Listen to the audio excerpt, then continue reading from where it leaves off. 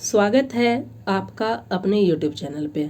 आज के prelims booster कार्यक्रम के तहत हम लोग आधुनिक बिहार का इतिहास को डिस्कस करेंगे। यह हमारा आधुनिक बिहार के इतिहास का लेक्चर नंबर 3 होगा। इससे पहले हम लोग बिहार स्पेशल 70वीं BPSC, बिहार SSC दरोगा, इन सबको एग्जाम को ध्यान में रखते हुए बिहार स्पेशल क्लासेस चलाई जा रही है, जिसमें हम लोग करंट अफेयर्स को देख लिया। जनवरी से लेकर सितंबर तक बिहार हिस्ट्री की क्लासेस हो रही हैं। बिहार ज्योग्राफी के हमने लगभग 10 से ऊपर लेक्चर को हमने डिस्कस किया है। तो ये इसके लिए आप हमारे चैनल से जुड़ जाइएगा, जो आपके लिए काफ़ी बेनिफिशियल होने वाला। चलिए टॉपिक स्टार्ट करते हैं। देख लेते हैं इस टॉपिक को हम लोग कैसे जानेंगे, क्योंकि ये बहुत इंपॉर्टेंट है एक बैकग्राउंड देना कि आपको किस तरीके से इस टॉपिक को डिस्कस किया जाएगा।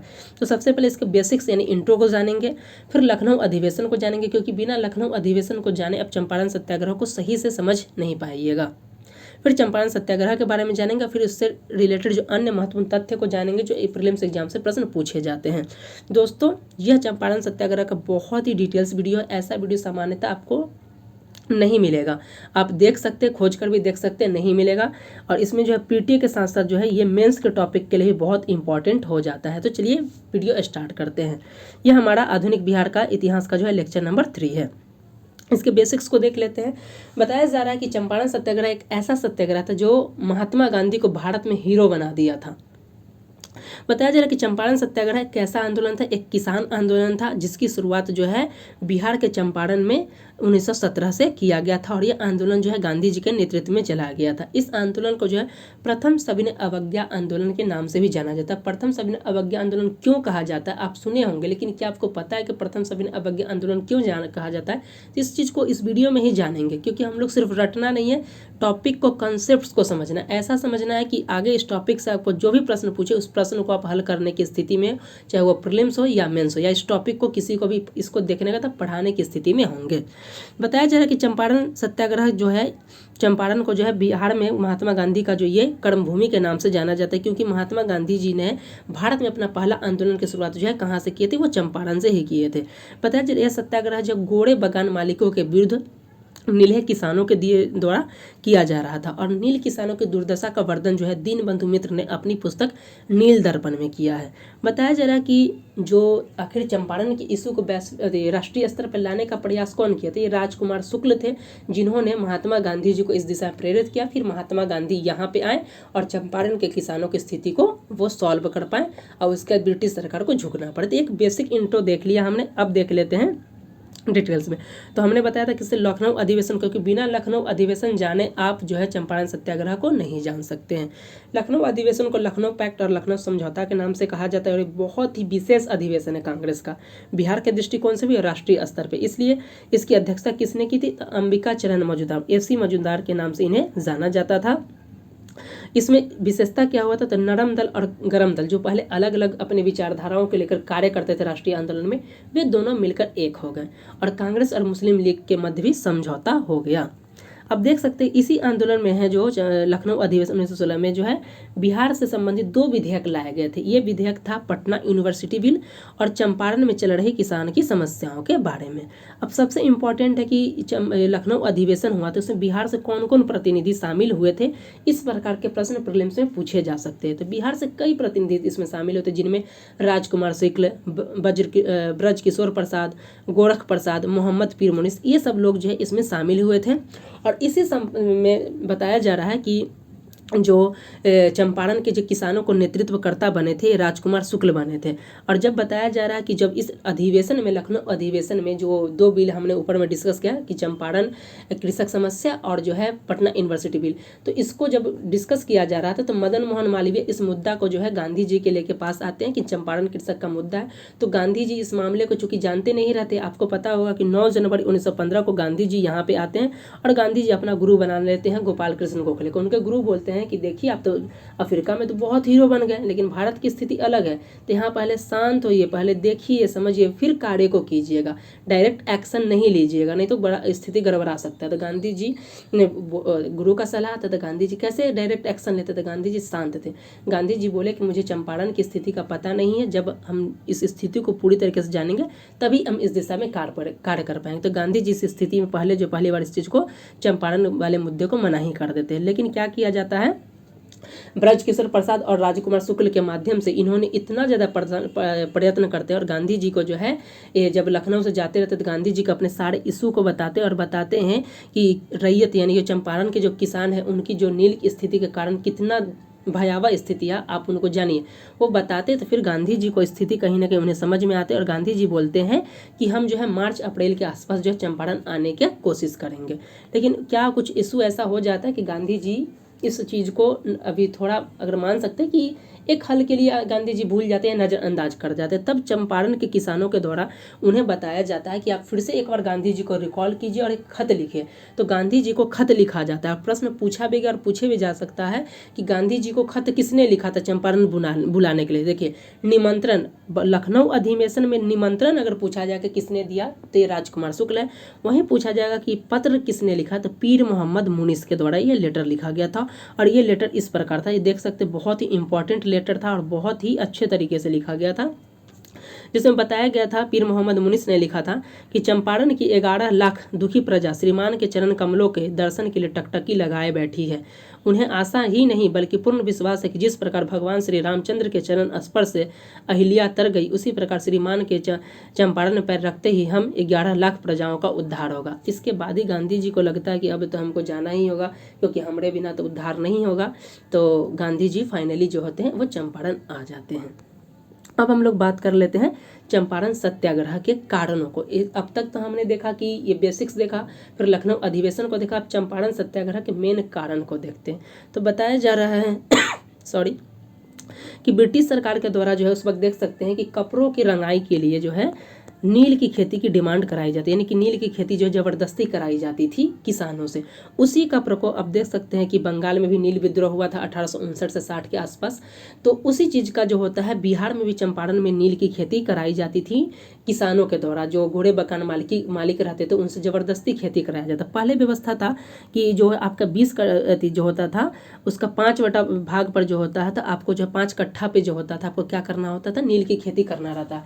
लेकिन ब्रिटिश सरकार बाद में क्या करते हैं नया रूल लाता और इस रूल को चेंज करके क्या कर दिया जाता है कि आपके पास 20 कट्ठा है तो उसके जो है सबसे इंपॉर्टेंट जो 3 कट्ठा पे आपको क्या करना होगा, बीघा या कट्ठा में कन्फ्यूजन है तो उसके लिए माफी चाहता, लेकिन 3 कट्ठिया पत्ता यानी कि 3 कट्ठा पे आपको क्या करना था वो नील की खेती करना था।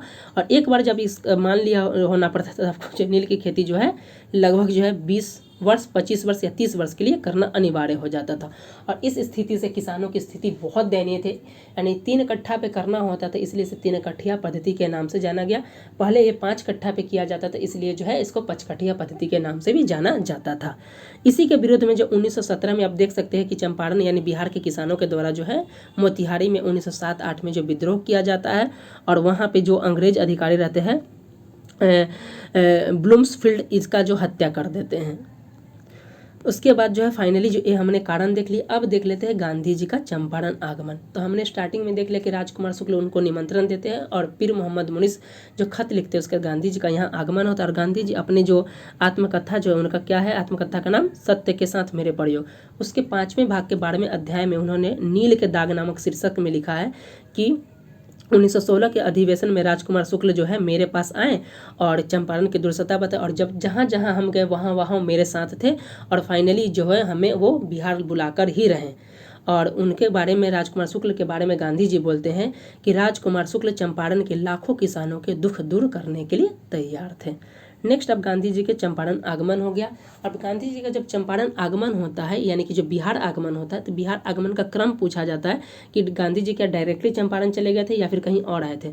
तो बताया जा रहा है कि गांधी जी लखनऊ के बाद कलकत्ता जाते तो कलकत्ता के बाद वो पटना आते हैं, पटना के बाद दीघा आते हैं, दीघा के बाद ये सोनपुर बाई ट्रेन से सोनपुर से मुजफ्फरपुर पहुँचते हैं, मुजफ्फरपुर के बाद दरभंगा और फाइनली ये चंपारण में पहुँचते हैं। इस पॉइंट को आप याद रखिएगा, एक क्रम है, यहाँ से प्रश्न पूछा जा सकता है। इस प्रकार की वीडियोज आपको कहीं भी देखने को नहीं मिलेंगे, इस बात की गारंटी। और इस टॉपिक को देखने का तो आपके प्रश्न नहीं छूटेंगे, इस बात की भी गारंटी है। बताया जा रहा है कि गांधी जो है 10 अप्रैल को पटना पहुंचते हैं और पटना में जब पहुंचते हैं तो उस वक्त जो वर्तमान में हम लोग गांधी मैदान कहते हैं उस वक्त उसका नाम था पटना लॉन। गांधी जी के यहाँ आने के बाद ही उसका नाम बाद में चेंज करके गांधी मैदान कर दिया गया। जब पटना में गांधी जी आते हैं तो कहाँ रुकते हैं, तो वो अपने मित्र जो है मजहरूल हक के पास रुकते हैं।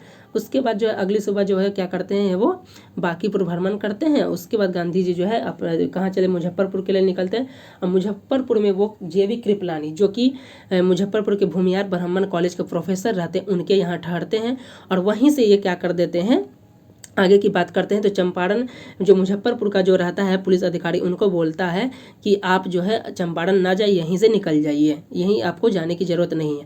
और साथ ही ये भी बोल दिया जाता है कि गांधी जी जब आगे जाएं तो कम से कम आपको जो डीएम को पत्र लिख, आप देख सकते हैं मोरसेड ने चंपारण के डीएम को खत लिख दिया कि गांधी जी को मान नहीं रहे हैं और गांधी जी आगे बढ़ रहे, उनको रोका जाए, इस तरीके की बात किया जाए।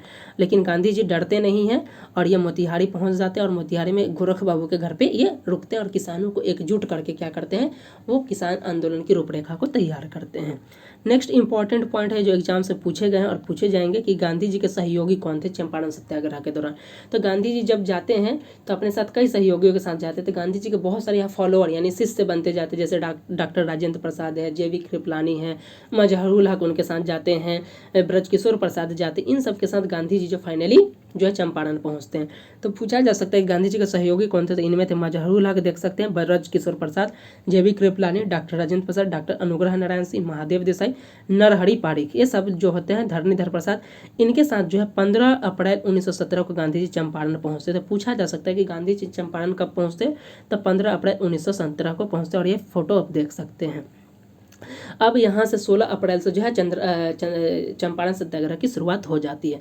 बताया जा रहा है कि 16 अप्रैल को गांधी जी जो है पूरा चंपारण का भ्रमण करते हैं और उसी दौरान जो है जौसौली गांव मोतिहारी पहुँचते हैं और गोरख बाबू के साथ रहकर क्या करते हैं, वो कार्य विधि में लग जाते हैं। चंपारण में जब घूमते रहते गांधी जी, सोचिए गांधी जी जब चंपारण घूमने जाते वो हाथी पर बैठ के घूम के जाते, क्या दृश्य रहा आप सोच सकते हैं। उसी बीच जो है लॉर्ड इरविन, गांधी जी को जानता था कि लॉर्ड इरविन को पता था कि अरे तो चंपारण का हीरो है, अगर इसको नहीं रोका गया तो जो अफ्रीका को हिला के रख दिया वो तो यहाँ तो बिहार को हिला ही दे सकता है, इसलिए गांधी जी को रोकना ज़रूरी है। तो इसलिए वो क्या करता है, तो लॉर्ड इरविन का रसोइया रहता है कौन, बत्तख मियाँ रहते, तो उसको वो बोलता है कि तुमको क्या करना है, गांधी जी को खाना में जहर मिलाकर खिला दो तो उसके बदले तुमको हम कुछ पारितोषिक वितरण करेंगे। लेकिन क्या करते हैं, और साथ ही इसका मूल उद्देश्य ये भी था कि इस माध्यम से बत्तख मियाँ मुस्लिम कैटेगरी से थे, यहाँ पे जात पात की बात नहीं कर रहे हैं, हम रेफरेंस ले रहे हैं। तो इससे जो है उन और हिंदू गांधी जी थे उनको मरवा के वो इस दंगा को कहीं ना कहीं चंपारण सत्याग्रह एक सांप्रदायिक दंगा के रूप देने की बात कर रहे थे। लेकिन बत्तख मियाँ सोचते हैं कि गांधी जी साक्षात महात्मा गांधी हैं, इनको हम कैसे कर सकते हैं, क्योंकि ये चंपारण के किसानों को दुख दर्द दूर करने आए थे, हम इनको कैसे टपका सकते हैं भाई। तो गांधी जी के सामने वो बत्तख मियाँ खुलासा कर देते हैं, उसके गांधी जी की जान बचा लेते हैं। उसके बाद क्या किया जाता है, गांधी जी जो पूरे चंपारण में घूम घूम के प्रचार करते रहे। तो चंपारण का जो वहाँ के जो पुलिस प्रशासन है उनके द्वारा बताया जा रहा है कि चंपारण छोड़िए। तो गांधी जी बोलते हैं कि भाई आपको जो करना है कर लीजिए, हम चंपारण नहीं छोड़ेंगे। और गांधी जी उस वक्त भी अपने अहिंसा के मार्ग का पालन करते हैं। और बताया जा रहा था कि लगभग 18 अप्रैल के आसपास जो है गांधी जी की गिरफ्तारी होने वाली थी और ये भारत में जो है गांधी जी की पहली गिरफ्तारी हो सकती थी। गांधी जी बोलते हैं कि मेरे गिरफ्तार होने के बाद जो है आंदोलन को रोका नहीं जाए और मेरे गिरफ्तारी के बाद जो है मजहरूल हक और ब्रजकिशोर प्रसाद जो आंदोलन का नेतृत्व करेंगे। आपसे प्रश्न पूछा जा सकता है कि चंपारण सत्याग्रह में यदि गांधी जी गिरफ्तार हो जाते तो कौन नेतृत्व करता, तो मजहरूल हक और ब्रजकिशोर प्रसाद के द्वारा आंदोलन किया जाता।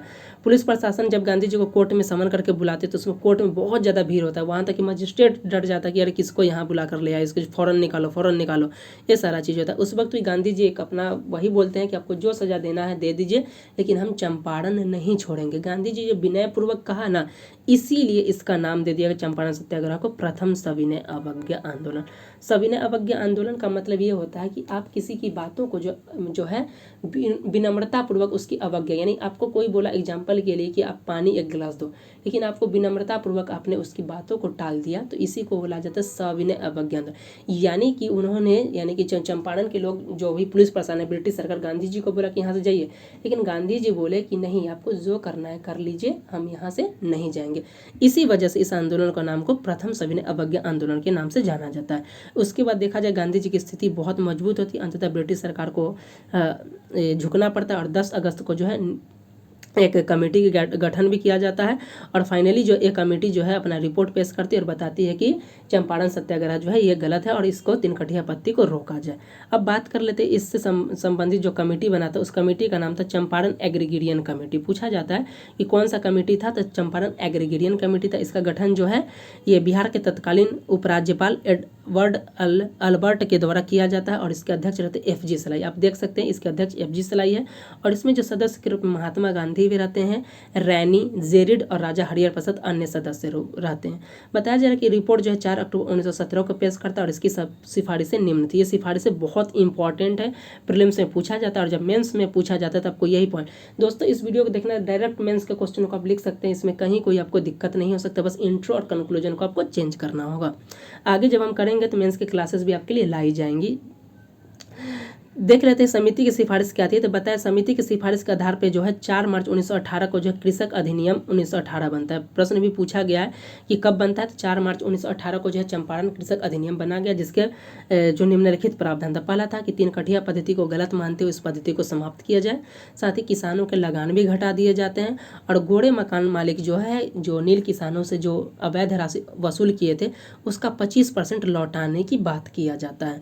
और बताया जा रहा है कि नील के जो युगों पुरानी परंपरा जो 1859-60 में आपने देखा होगा नील विद्रोह, वो आप देख सकते हैं 1917 में समाप्त होते हैं। यानी कि 6 महीना में गांधी जी इस आंदोलन को समाप्त करते हैं और गांधी जी पूरे भारत के लिए एक हीरो बन जाते हैं और सबको लगता है कि अफ्रीका का हीरो या भारत का हीरो बन गया है। इसमें कोई शक की बात नहीं है और गांधी जी को आगे का आंदोलन के लिए आप देखते होंगे कि काफ़ी बड़ा नेतृत्वकर्ता के रूप में माना जाता है। नेक्स्ट है चंपारण सत्याग्रह के परिणाम क्या हुआ था, हमने डिस्कस कर लिया कि 3 कठिया पत्ती समाप्त हो गई, चंपारण कृषक अधिनियम 1918 बना, नील की खेती जो है वो 6 महीने में समाप्त हो गई, गांधी जी का भारत में पहला सत्याग्रह सफल हुआ और बताया जा रहा है गांधी जी ने इसके माध्यम से सविनय अवज्ञा आंदोलन का पहला युद्ध जीत लिया। तो ये बहुत इंपॉर्टेंट पॉइंट है। अब जो अन्य महत्वपूर्ण तथ्य को देख लेते जो प्रीलिम्स एग्जाम से पूछे जाने की संभावना बहुत ही ज़्यादा है। तो बताया जा रहा है कि गांधी जी को यहाँ आने के लिए पत्र किसने लिखा था, पीर मोहम्मद मुनीस ने लिखा था और उन्होंने पीर मोहम्मद मुनीस ने चंपारण के किसानों के लिए कुछ शब्द यूज किया था। उस शब्द का नाम था उदास, दुखी, दुखी आत्मा, इन शब्द का प्रयोग किया। तब प्रश्न पूछा जा सकता है चंपारण के किसानों के लिए जो उदास, दुखी, दुखी आत्मा का शब्द का प्रयोग किसने किया, तो यह पीर मोहम्मद मुनीस। वहीं बताया जा रहा है चंपारण सत्याग्रह के दौरान गांधी जी की जान किसने, बत्तख मियां ने बताई। गांधी जी का भारत का राजनीति में प्रवेश जो है चंपारण सत्याग्रह से ही हुआ और गांधी जी का भारत में पहला सत्याग्रह ये जो था चंपारण सत्याग्रह से ही था। बताया जा रहा है कि चंपारण सत्याग्रह के दौरान ही आप गांधी जी जो है क्या करते हैं, पूर्वी चंपारण के ढाका के बरहवा लखनसेन में पहला जो है स्कूल स्थापित करते ताकि लोगों को शिक्षा मिल सके। वहीं दूसरा स्कूल जो वो करते हैं भितरवा में करते हैं, इस पॉइंट को याद रखिएगा, वहीं पे 20 नंबर को। तो पहला स्कूल की स्थापना कहाँ पे करते हैं, तो बरहवा लखनसेन में और दूसरा स्कूल की स्थापना करते हैं भितरवा में। नेक्स्ट है कि गांधी जी चंपारण सत्याग्रह के दौरान जो राजकुमार शुक्ल उनको बुलाते थे, उनके घर तो जाएंगे ना भाई, तो उनके घर कब जाते हैं, तो 27 अप्रैल 1917 को पहुंचते हैं, जिनका घर कहाँ था, मुरली बरहवा। इस पॉइंट को भी याद रखिएगा। और फाइनली बताया जा रहा है कि जो एक अंग्रेज थे CF एंड्रीज चंपारण आंदोलन के दौरान ही ये गांधी जी के समर्थन बने और चंपारण आंदोलन का समर्थक के रूप में थे कि हाँ इसको समाप्त किया जाए। अब चंपारण आंदोलन से संबंधित कुछ बुक लिखे गए उसके बारे में देख लेते हैं। तो चंपारण में सत्याग्रह नामक बुक डॉक्टर राजेंद्र प्रसाद के द्वारा लिखा गया है। साथ ही चंपारण में अंधेरा नामक बुक गणेश शंकर विद्यार्थी के द्वारा लिखा गया है। और एक गणेश शंकर विद्यार्थी बहुत इंपॉर्टेंट कैरेक्टर, क्योंकि इन्होंने ही पूछा जाता है तो स्टार्टिंग में हमने बताना भूल गया कि चंपारण सत्याग्रह के दौरान जो राजकुमार शुक्ल को गणेश शंकर विद्यार्थी ही बताते हैं कि आप जाइए, गांधी जी अफ्रीका से एक हीरो आए हैं जो यही है जो आपके स्थिति को संभाल सकते हैं। तो गणेश शंकर विद्यार्थी के कहने पर ही जो है राजकुमार शुक्ल गांधी जी से मिलने जाते हैं और ये लखनऊ अधिवेशन में होता है। उसका गांधी जी आके चंपारण के किसानों को दुख दर्द दूर करते हैं। प्रताप न्यूज़पेपर भी है, गणेश शंकर विद्यार्थी के द्वारा लिखा जाता है। वहीं एक बुक है चंपारण की प्रजा पर अत्याचार, ये बुक भी पीर मोहम्मद मुनीस के द्वारा लिखा गया था। तो दोस्तों कैसा लगा आज का लेक्चर, आपने चंपारण सत्याग्रह के बारे में इतना डिटेल्स वीडियो आप कहीं भी जाकर देख सकते हैं, आपको देखने को नहीं मिलेगा। इसमें प्रीलिम्स के साथ साथ मेंस के लिए भी बहुत इंपॉर्टेंट टॉपिक को हमने डिस्कस कर लिया है। तो इसलिए यदि आप चैनल पे नए हैं तो एक बार चैनल पे ज़रूर विजिट कीजिए, कंटेंट को देखिए, वीडियोज़ को देखिए। उम्मीद है कि अगर आप वीडियोज़ को देखेंगे तो निश्चित यह यकीन है कि आपको इस तरह के कंटेंट मिलेगा, तो आप चैनल को ज़रूर सब्सक्राइब कीजिएगा, इतना मुझे विश्वास है। क्योंकि जो कंटेंट आपको प्रोवाइड किया जा रहा है वो कहीं से भी आप देख सकते हैं, बहुत कम समय में और बहुत आसान भाषाओं में और बहुत ही डीपली नॉलेज के साथ आपको कंटेंट प्रोवाइड कराया जा रहा है। तो एक और चैनल पे आप ज़रूर विजिट करें और देखिए कि क्या कंटेंट कैसा है। अगर आपको पसंद आता है और लग रहा है कि इससे बेनिफिट्स हो सकता है, खास करके नए स्टूडेंट्स के लिए जो अभी तैयारी स्टार्ट किए हैं, पुराने लोगों के लिए तो अमृत बाण के समान है, तो देखिए अगर लग रहा है कि ये मेरे लिए फ़ायदेमंद है तो चैनल को लाइक, सब्सक्राइब और शेयर करना ना भूलें। मिलते हैं नेक्स्ट वीडियो के साथ, तब तक के लिए धन्यवाद।